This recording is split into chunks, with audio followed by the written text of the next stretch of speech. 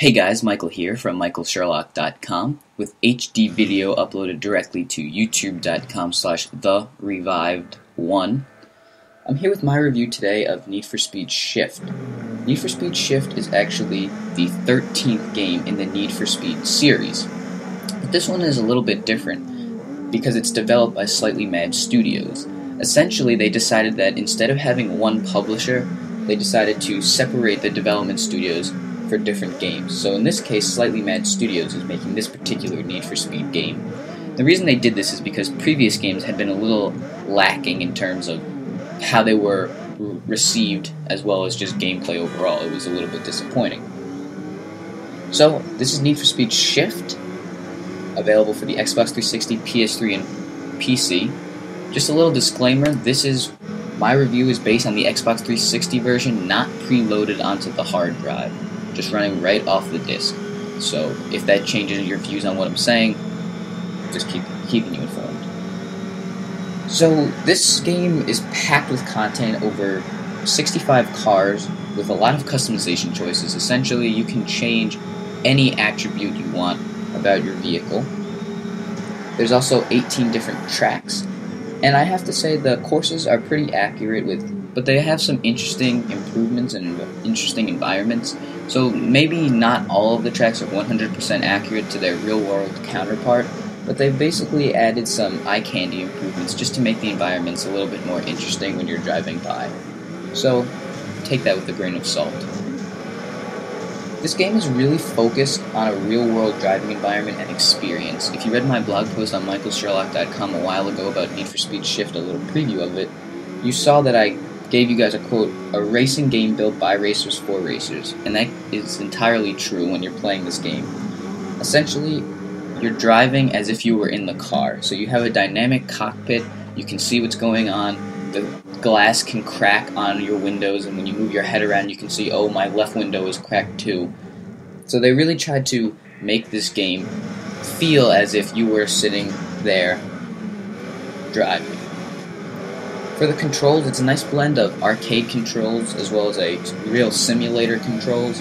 So basically anybody can play, newcomers and hardcore racing simulator buffs alike. But I have to say, I thought it was a little bit too sensitive, particularly when you're using the best cars and you're going the fastest.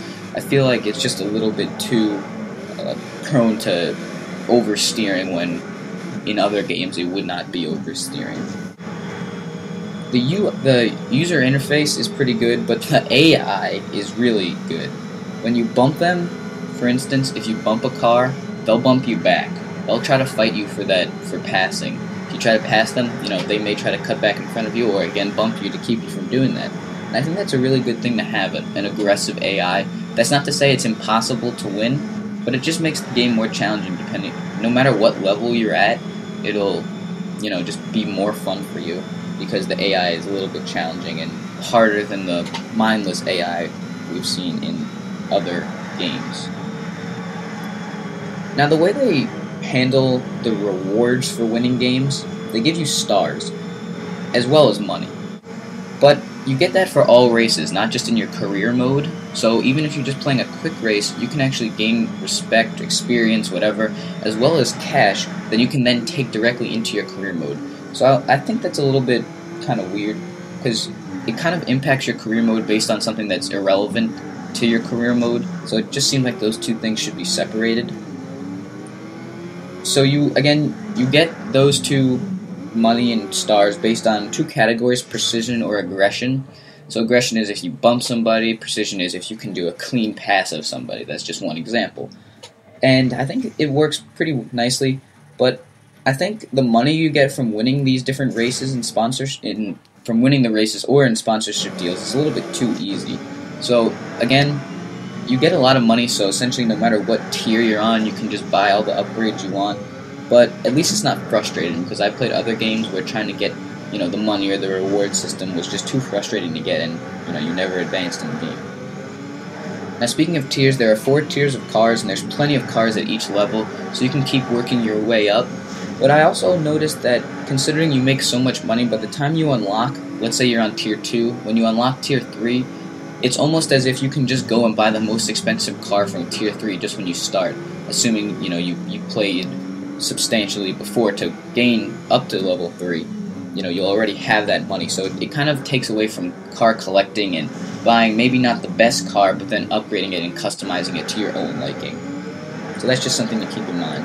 That's not to say you can't collect cars and buy as many as you want, but it just kind of takes away. If your main goal in career mode is to get all the way up to tier 4, maybe you're not going to spend that additional time customizing or pimping out your car, as opposed to just buying the most expensive one.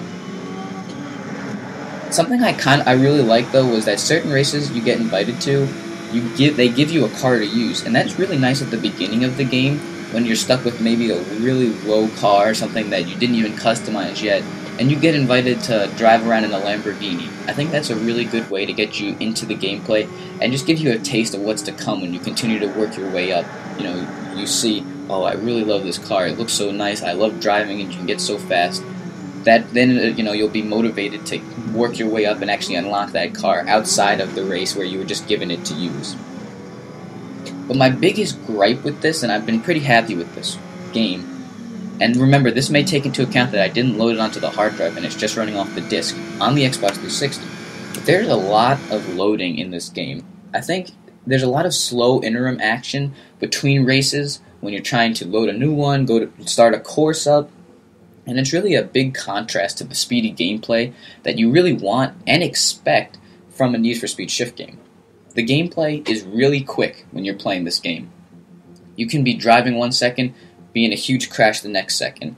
But the fact that I have to wait 30 seconds, 45 seconds, even a minute to load up a track before I play, or even spend 30 seconds after I've already played the track, just waiting to go back to the menu where I can select a new game or customize my car, is really frustrating, and I think it's a huge flaw with this game.